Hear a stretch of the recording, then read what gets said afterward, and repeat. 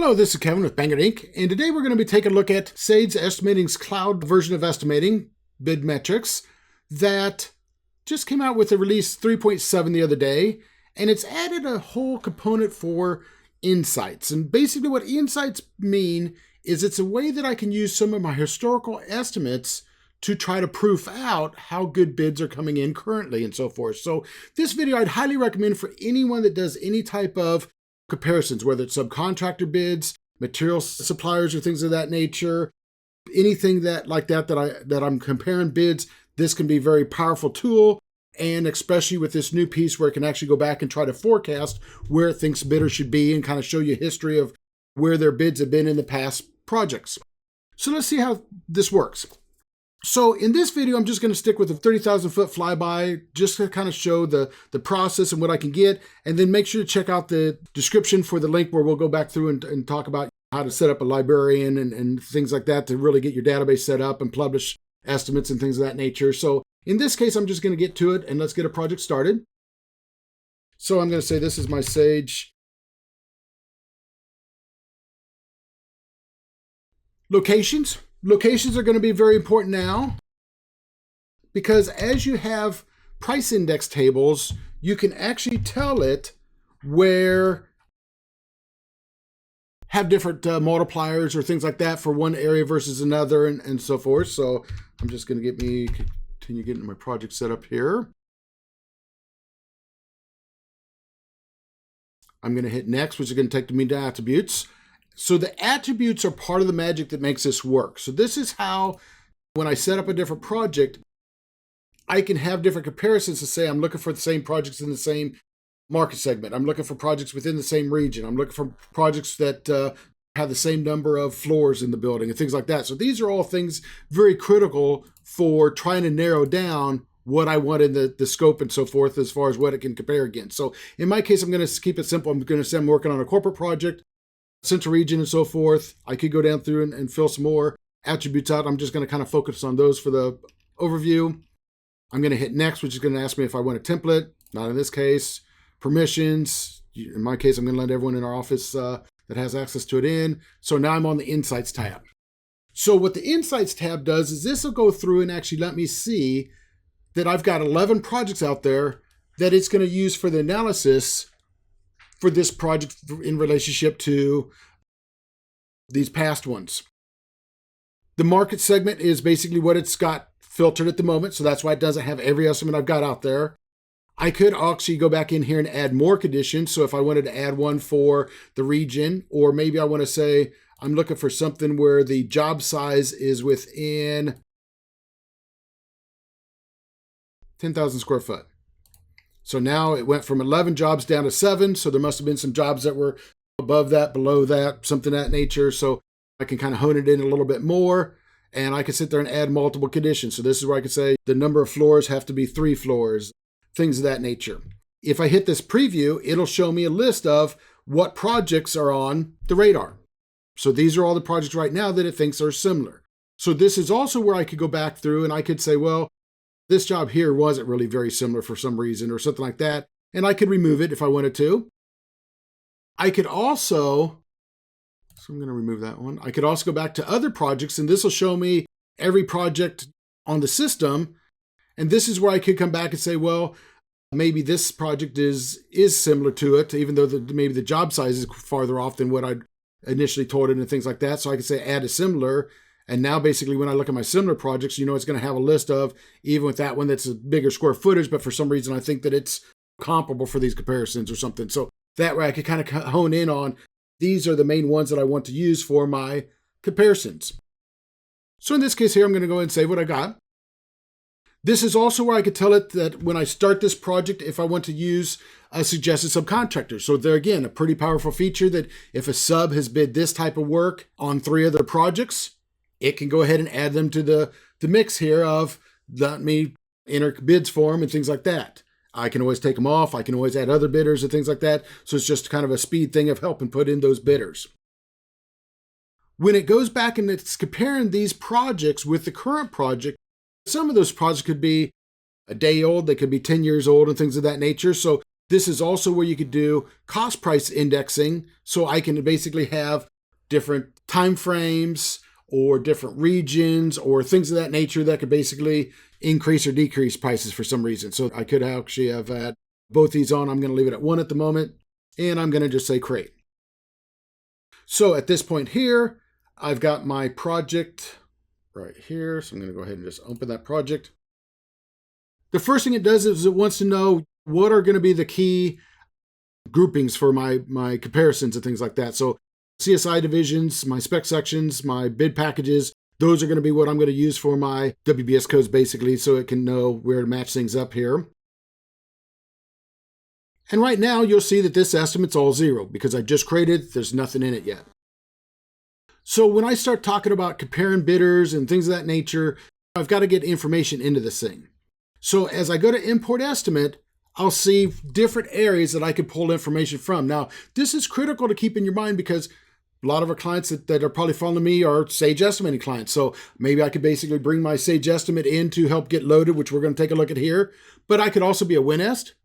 I could also be Excel. So even if I'm doing estimating Excel, I could still load my data in the bid metrics or the cloud estimating release here and actually be able to compare bids, select lows, require people, things of that nature. So that also opens the door to any estimating system. So even if I'm on some other product, as long as I can dump that data out to Excel spreadsheets and have some way of knowing what bid metrics is I'm going to have and what my bid scope is going to be within there, it can bring it in and use the same insights that I'm about ready to show you when we go a little farther. So I'm going to go ahead and say next here. So this is going back to my Sage Estimating. That's actually a different computer somewhere else. And I'm going to say that I want, I've got an estimate there with a release note here. So I'm going to go and check that box. And that's going to basically bring that particular estimate and the detail into my bid metric summary sheet here. So it'll take a little bit. This is a pretty good size estimate. So as I look, this is basically brought in. I got a base bid, alternate 1, alternate 2. Each one of these has some detail as far as all the different spec sections, and all the different sections could have some sort of amount of detail associated with them and so forth. So all that's basically been brought in from that estimate to get me some starting budgets going. In my case, I'm just going to focus on the new features that were added. So I'm going to jump into HVAC here. And when I look at HVAC, I'll see here's the different scope that was in that estimate that was brought over. Now within this scope, this also has all the different items that was in your estimate. So there again, when you're comparing bids and things like that, not only do you have your budget of what your estimate was, but you could see every single line item that you had estimated associated with that spec section. So that way you could go back and analyze if someone missed something, helps know what to add to their bid to make it comparable and things of that nature. As far as what I'm looking at here with the insights, this is where it's automatically put these number of subs in here because they must apparently have bid me 3 or more jobs of this type of work. It's also come up with what they call an insight number.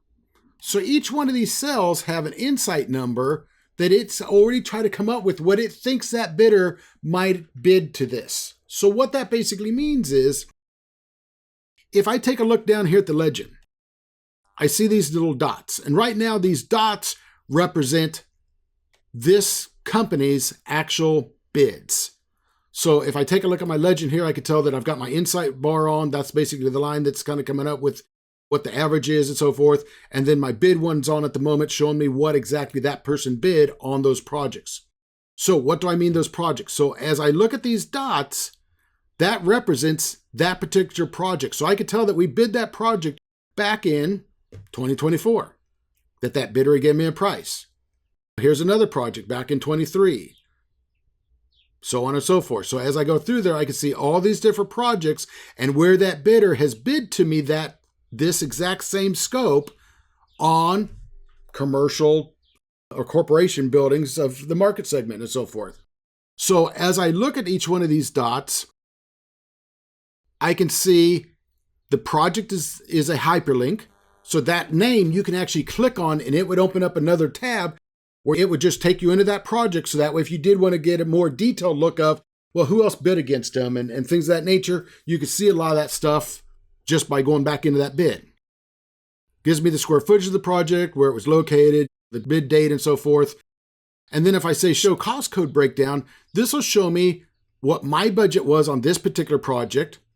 It will show me what this bidder had given me for a price, and I could tell what the awarded price that I took on that project. So in this case here, they bid me $42,000. Apparently I decided to use someone on that project that was only $41,000. So there again, I can kind of tell not only where that person's bid, but did I use them?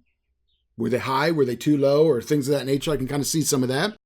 As I'm looking at these different values and so forth, you can also see the cost price index going on here. So that way I can tell that it's adjusting this project by 3.2%. So it's got my escalated numbers. So that way after it's got my index in there, here's the numbers that it's using for that is that $41,000 bid because of the age of it. You know, it's saying that it's going to increase it by 1.3K to try to make it more normalized with today's numbers.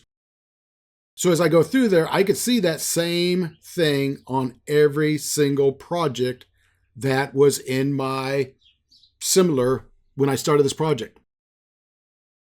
If I went through here and looked at awarded, there again, this could sometimes be handy because I can tell, well, it looks like this person that I'm looking at has been pretty much higher than whoever I was awarded in most cases.